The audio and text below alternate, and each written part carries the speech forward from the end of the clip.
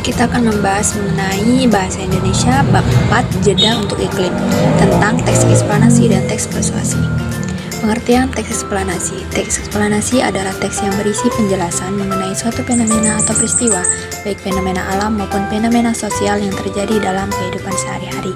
Fenomena alam yang dimaksud bisa berupa tanah longsor, kebakaran hutan, proses terbentuknya pelangi, dan sebagainya. Sedangkan fenomena sosial seperti aksi demonstrasi, tawuran, dan lain-lain. Tujuan teks eksplanasi.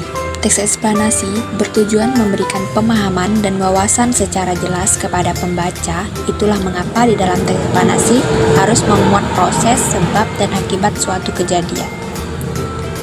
Ciri-ciri teks eksplanasi. Ada 4 ciri-ciri teks eksplanasi, yaitu faktual, keilmuan, informatif, dan pembahasan yang bersifat umum. Pola pengembangan teks eksplanasi. Ada 2 pola pengembangan dalam membuat teks eksplanasi. Pertama, pola pengembangan proses, kedua, pengembangan sebab akibat. Apa perbedaannya? Simak penjelasan di samping. Yaitu pola pengembangan teks eksplanasi, pengembangan proses. Pengembangan proses ini disusun berdasarkan kronologi atau sesuai urutan waktu saat peristiwa terjadi.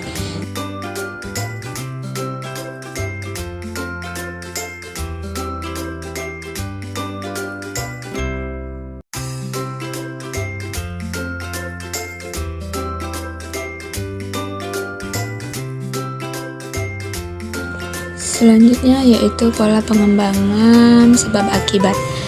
Teks eksplanasi dengan pola pengembangan sebab akibat memposisikan sebab sebagai gagasan utama dan akibat sebagai rincian pengembangan atau sebaliknya. Contohnya silahkan dibaca teks di bawah ini ya.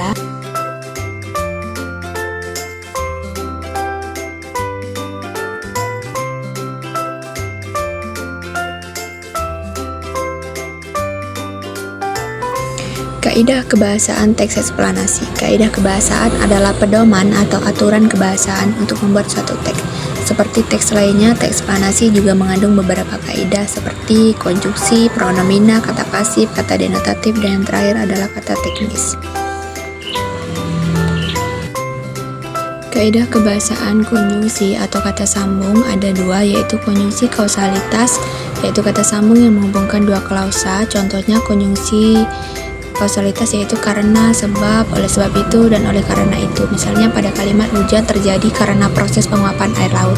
Kemudian konjungsi kronologis. Konjungsi kronologis kata sambung yang menghubungkan 2 klausa atau lebih. Contohnya kemudian, lalu, setelah itu, pada akhirnya, dan sebelumnya. Misal kaidah kebahasaan pronomina penunjuk. Kata yang digunakan untuk menggantikan penyebutan benda. Contohnya ini, itu, dan tersebut. Misalnya pada kalimat tawuran pelajar menjadi fenomena yang sering muncul di ibu kota. Yang ketiga, kata pasif. Kata pasif diawali dengan imbuhan di atau ter. Contohnya, para buruh yang tergabung dalam organisasi Ikatan Buruh Indonesia menyampaikan aspirasi mereka di depan Istana Presiden. Kata tergabung merupakan bentuk kata kerja pasif. Keempat, kata denotatif. Kata denotatif adalah kata yang sesuai dengan observasi berdasarkan penglihatan, penciuman, pendengaran, atau pengalaman. Jadi denotatif bersifat faktual dan objektif. Kata teknis atau kata gabungan kata yang mengungkapkan konsep, proses, keadaan, atau sifat dalam bidang tertentu. Contohnya nih, kamu sedang membaca teks eksplanasi mengenai kebakaran hutan. Kamu menemukan istilah first support atau yang berarti titik awal penyebaran api.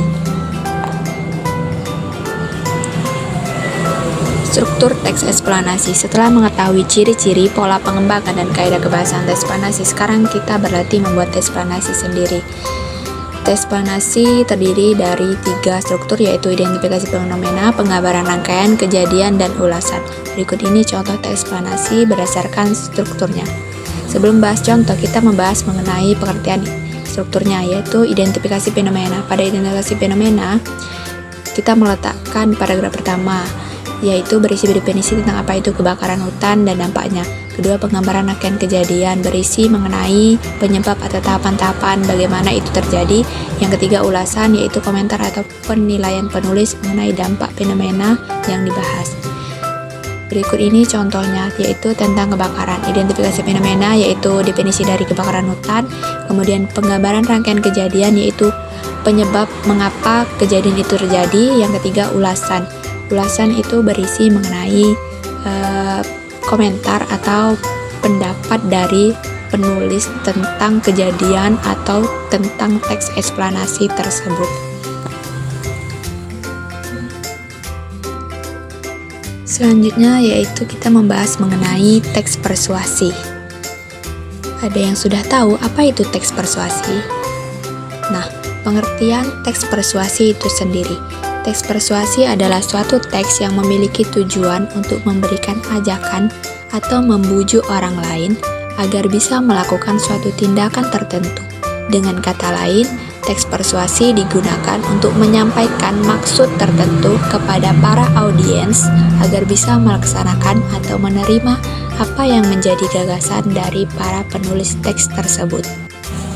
Selanjutnya, ciri-ciri teks persuasi.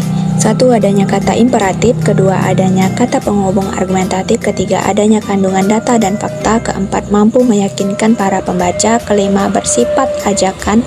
6. Menghindari adanya suatu konflik. Selanjutnya, struktur teks persuasi.